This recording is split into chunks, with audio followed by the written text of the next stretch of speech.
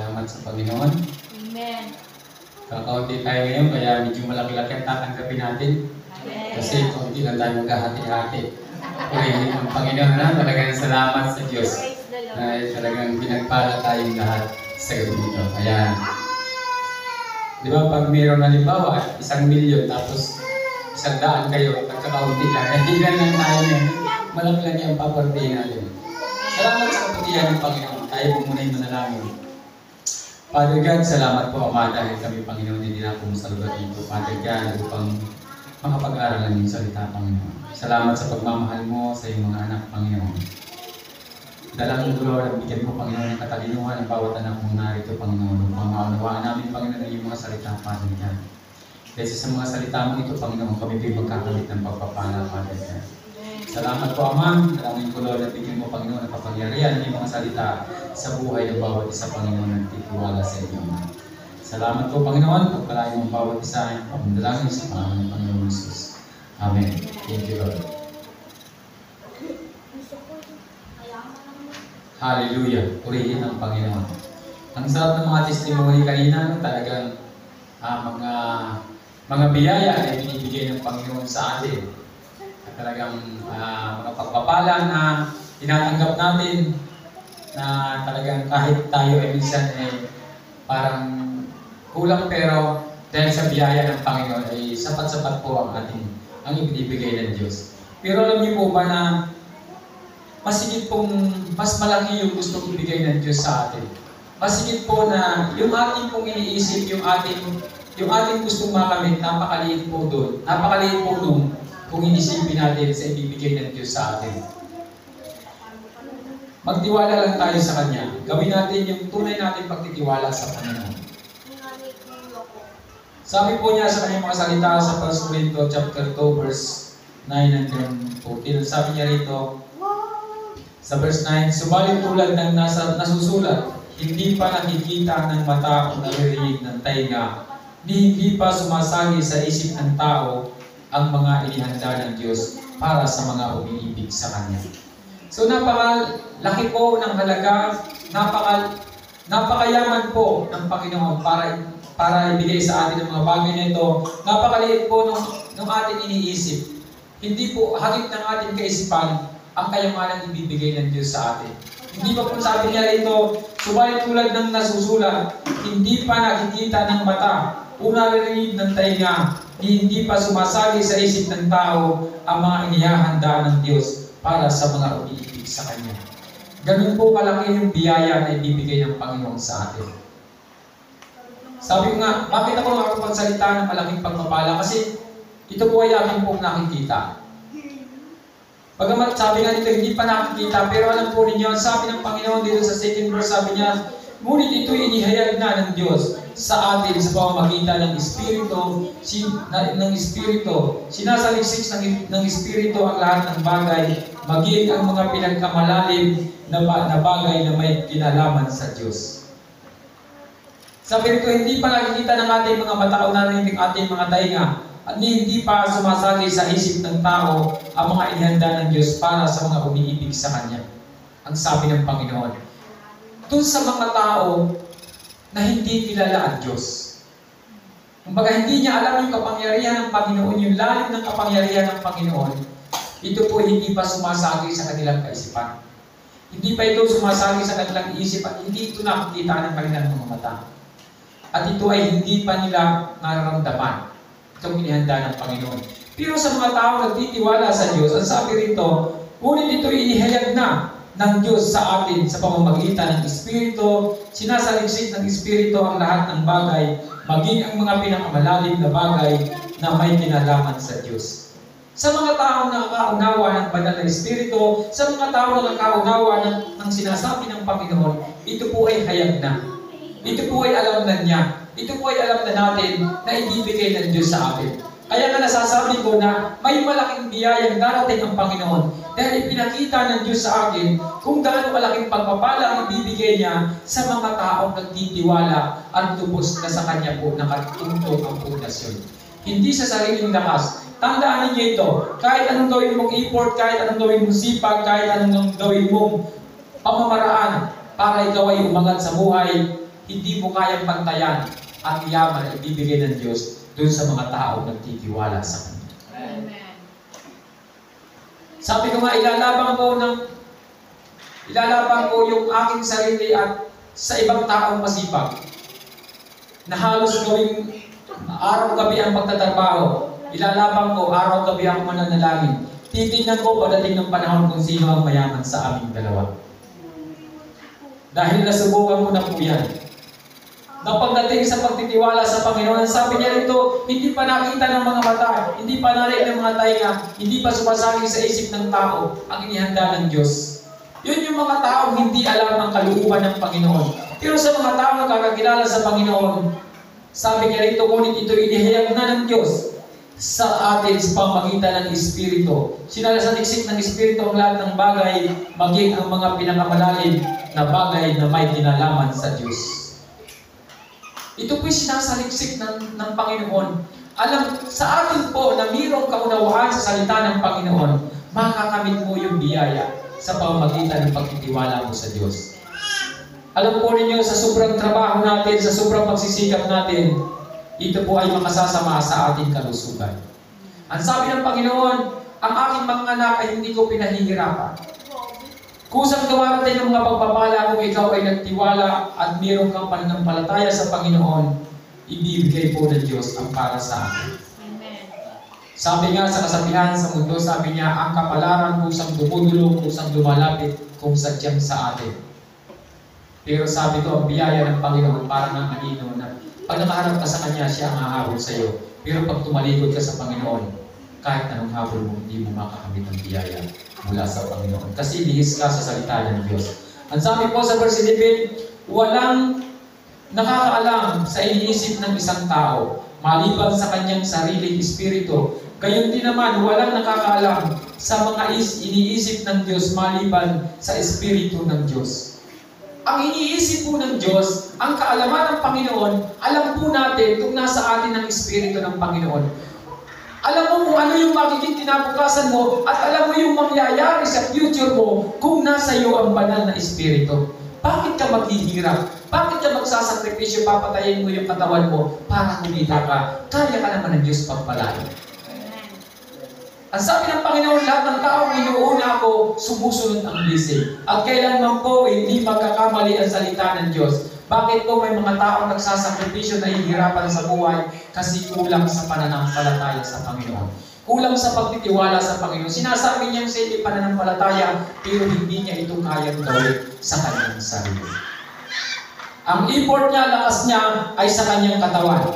Tandaan po ninyo, lagi itong sinasabi sa ating mga buhay, isang araw hindi kayo magsimba.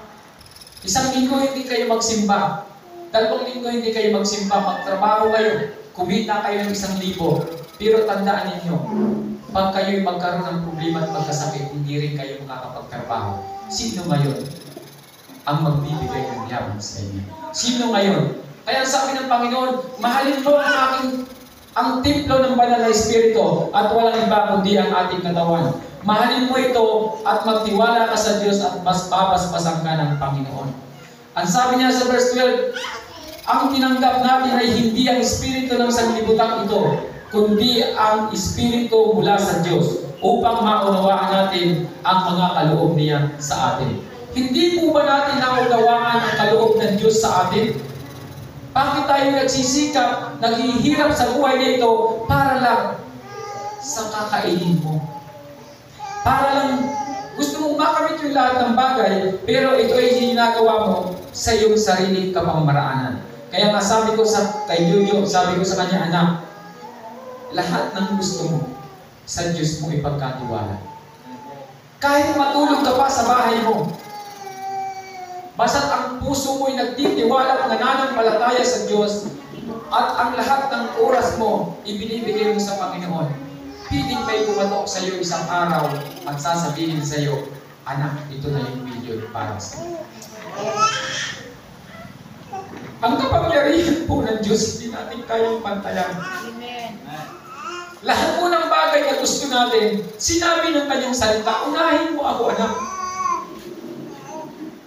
Nakakalungkot lang, Kung ikaw ay nakakilala sa Panginoon, nananampalataya ka pero kulang ka sa pagtitiwala sa Diyos. Salamat po sa mga tao na alam ko na mayroong pagtitiwala sa Panginoon. Pero ang gusto ng Panginoon tayo maging malalim. Sabi niya rito sa verse 3, ang tinanggap natin ay hindi ang espiritu ng sanlibutan, kundi ang espiritu na mula sa Diyos, upang maunawaan natin ang mga kalooban niya sa atin. Sana po yung espiritu natin ay espiritong galing sa Panginoon at naunawaan natin yung kapangyarihan nito. Maraming tao ang laging sinasabi ay busy kasi ako. Kaya hindi ako pwedeng umatin. Pagod ako. Marami tayong dahilan. Pero sa totoo lang, wala po tayong dahilan pagdating sa Panginoon.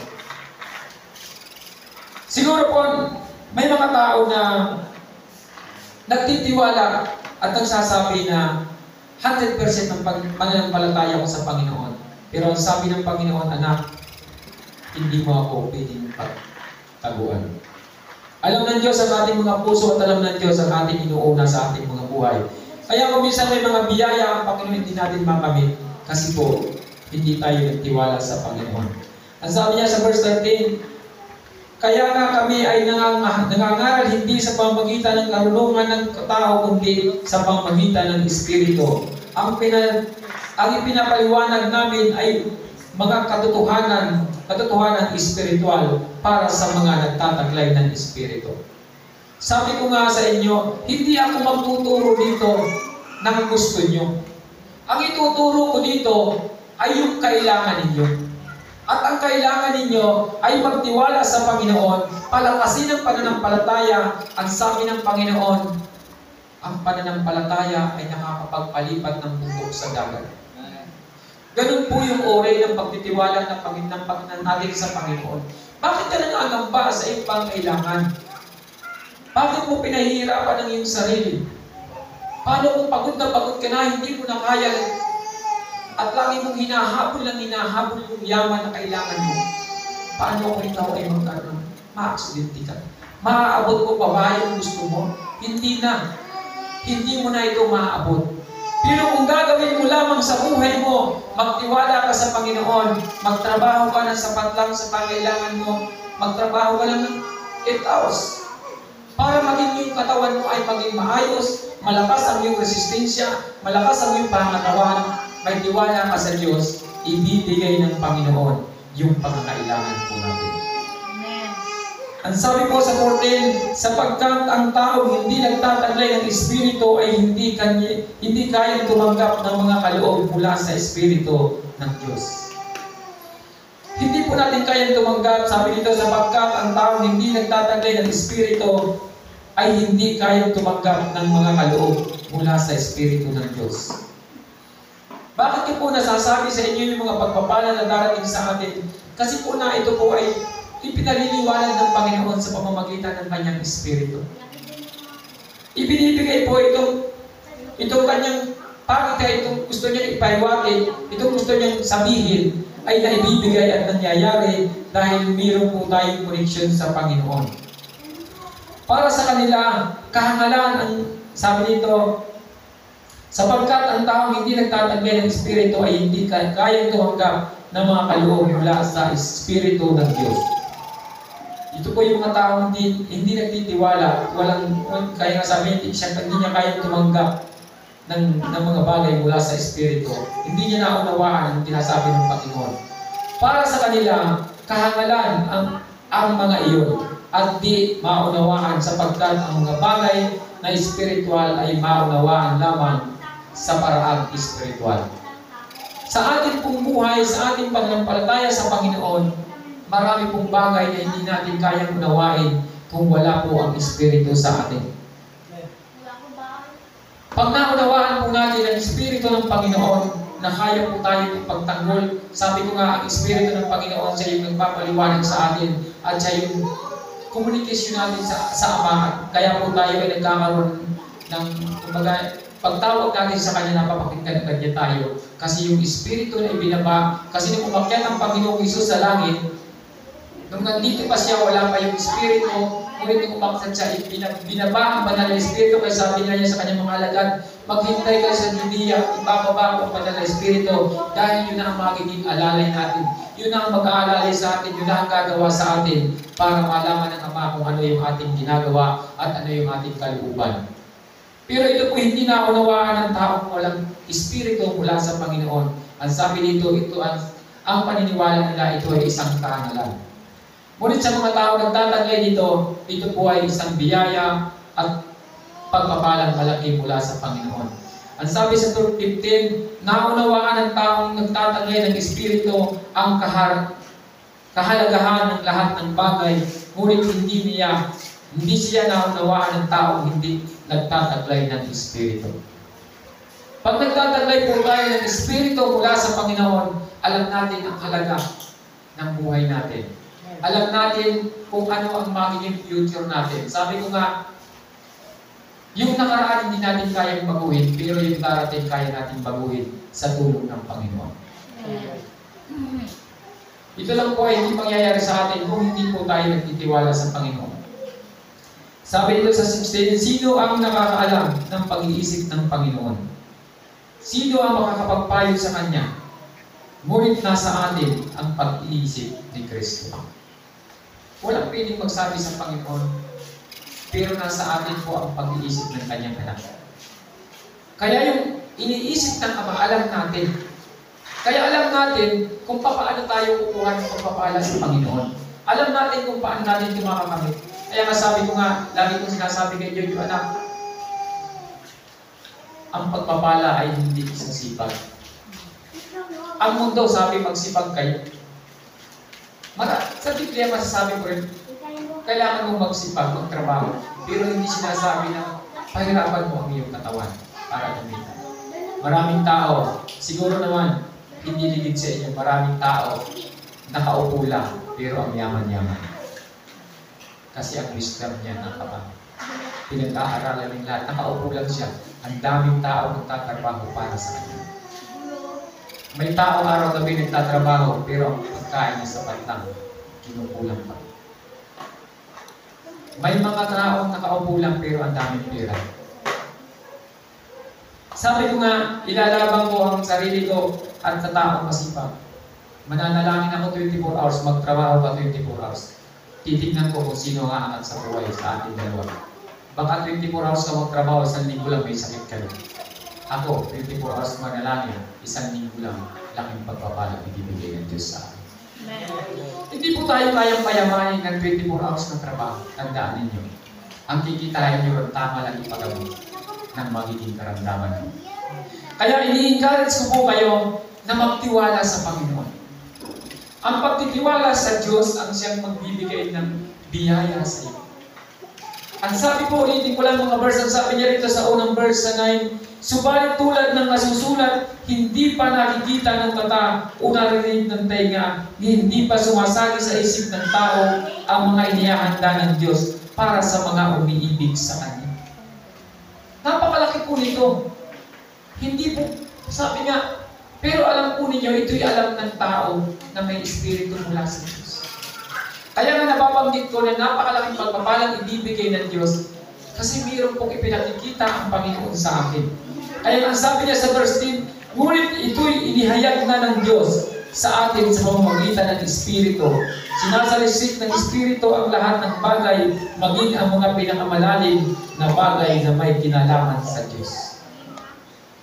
Kaya nalalaman natin, pag tayo ay mayroong connection direct sa Panginoon, sabi ko nga, alam mo yung future mo kung ano ang nangyayari sa'yo. Ipinaunawa ng Diyos sa'yo.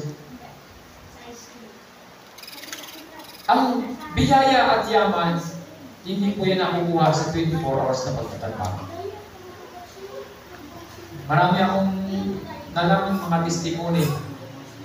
Grabe kung sa duty niya, sa trabaho niya, o sa pagtitignan niya, ang laki. Pero may mga taong sa lang nagtitignan, pero kumikita ng mga malusog ang pangatawan, kumikita ng maayos, ang isip na hindi upgrade.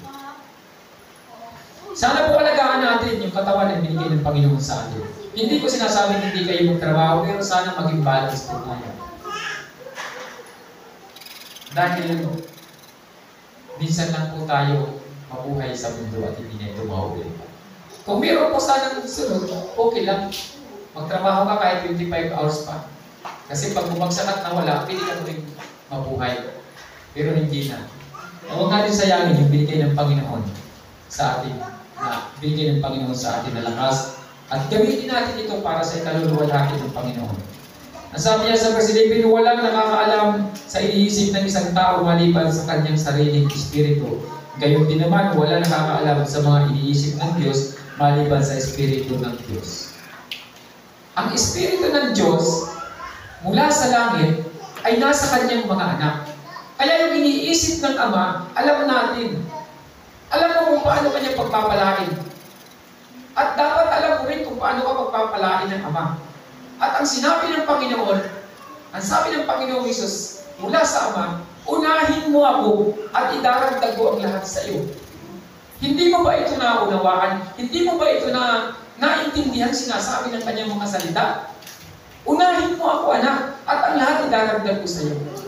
Hindi niya sinabing, unahin mo yung kayamanan. Walang ganun.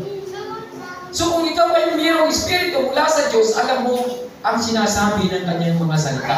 Dahil ang sabi ng Panginoon, sa John 1, sabi niya, ang salita ay Diyos at ang Diyos ay salita. Pag hindi tayo sumunod sa salita ng Panginoon, hindi natin makakamit yung gusto mo.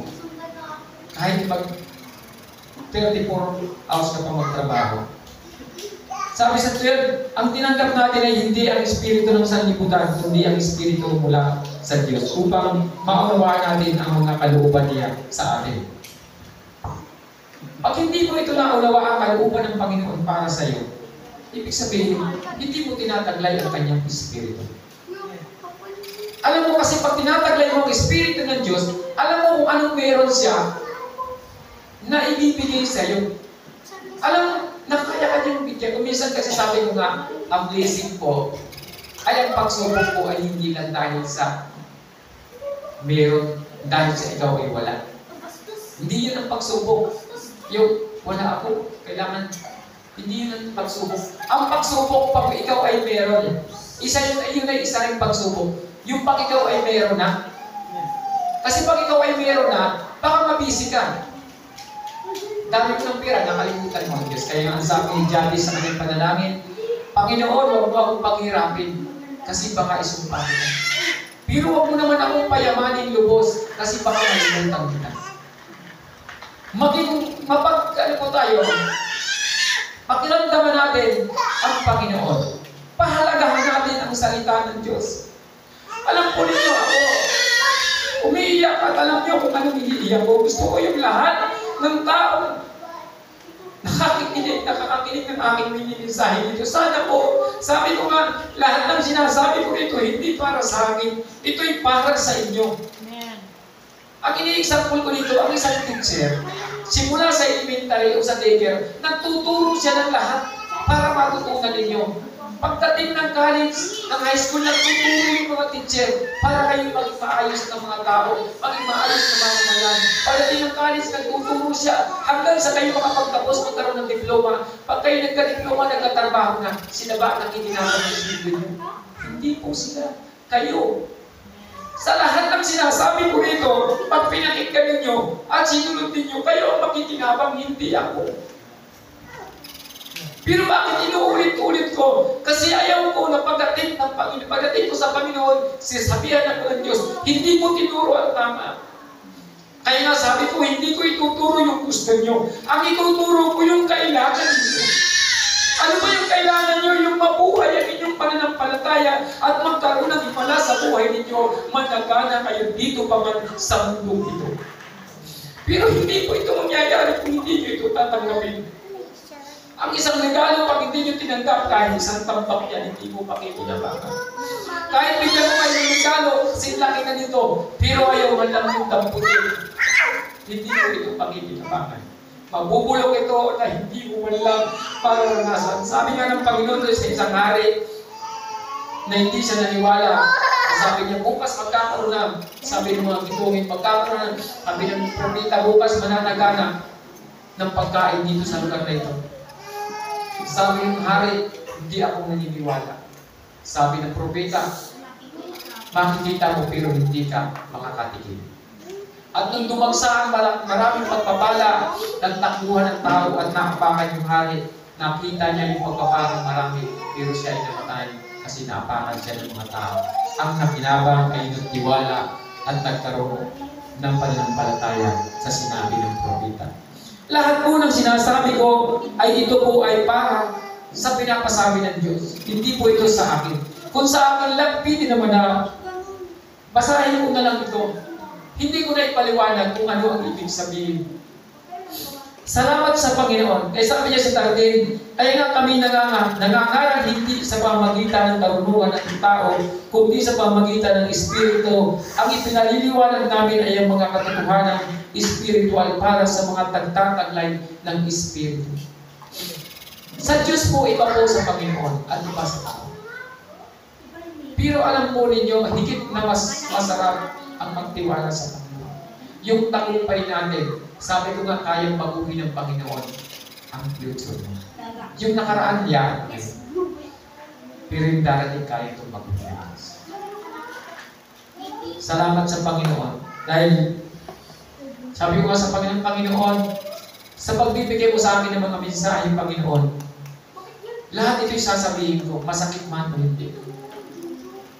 Masakit man sa paningin ninyo, kung kayo man ay tamaan, makaramdaman kayo ng kirot, sana po ma-realize ninyo na ito ay pagtutuloy ng Panginoon. Salamat sa kanyang mga salita. Sabi niya sa 14, sapagkat ang taong hindi nagtataglay ng Espiritu ay hindi kayang tumanggap ng mga kaloob mula sa Espiritu ng Diyos. Yung mga tao walang Espiritu mula sa Ama, hindi niya ito naunawaan. At ang sabi niya rito, para sa kanila kahangalan ng mga iyon. Hindi sila naniniwala doon. At kung tayo po ay isang Kristiyano at hindi tayo naniniwala sa sinasabi ng Panginoon, tayo po ay kabinado. At ang sabi niya, naunawaan ng tao nagtataglay ng Espiritu ang kahalagahan ng lahat ng bagay. Ngunit hindi siya naunawaan ng tao hindi nagtataglay ng Espiritu. Salamat sa salita ng Panginoon. Sana po lalong lumalim ang ating pagtitiwala sa Panginoon. Sa ating pong pananampalataya, sa ating pong pagbigay ng ating pagtitiwala sa Panginoon, sana lalong lumalim. Alagaan niyo ang inyong mga sarili. Ang inyong mga katawan. Napakahalaga po na tayo ay malakas. Na tayo ay maayos ang ating pangatawan. Kaya tayo pagpalain ng Diyos kahit na ang trabaho ko 8 hours lang. Kasi yun lang ang binigay ng Diyos trabaho, 8 hours lang talaga ang dapat. Pag ginawa mo itong 16 hours, baka magkasakit ka bandang huli. At yung pinita mo, tama ko lang ipapagawa. So sabi ko nga, hindi yung sipag ang nagpapayaman sa tao. Hindi yung talino. Yung wisdom ay binibili ng Diyos. Tandaan niyo palagi, may taong nakaupo lang, pero sagana sa lahat ng bagay. May taong araw-gabi nagtatrabaho, kahit pananagit niya, tulad. Wisdom po ay binibigay ng Diyos. Ang katalinuhan po, sana yung ating tanggapin sa Panginoon. Hindi masawang magsipag, pero ilagay mo sa tama ang sipag mo. Magtrabaho ka lang ng tama sa oras. At mag-relax-relax ka rin. Paminsan-minsan. Huwag naman yung masyado mong... Kasi yung pong pag-relax, ito po ay nagbibigay ng katalinuhan din. Paminsan-minsan naman mag-relax tayo. Marami namang lugar na hindi naman masyadong mahal. Diba? Counting ano lang, pwede ka nang mag-relax. Diba? Magkain ka rin paminsan-minsan dun sa medyo mahal-mahal na pagkain. Ngayon nga, sabi nga, sila din nga, nakatambay doon sa airport, kumain sila. Wala nang budget, pero lalo pa yung kinain ka. Pero, di ba, ang sarap. Sabi ko nga, yung mga bagay na gusto natin, ipagkatiwala mo lang sa Panginoon. Makakamit po natin yan. Ang Panginoon lang po ang magbibigay yan. At sa lahat po ng kanyang mga salita, ilang balik ko na binabasa ang Bible, cover ka cover, pero wala pong sinabi dito na yumaman dahil 24 hours ng trabaho.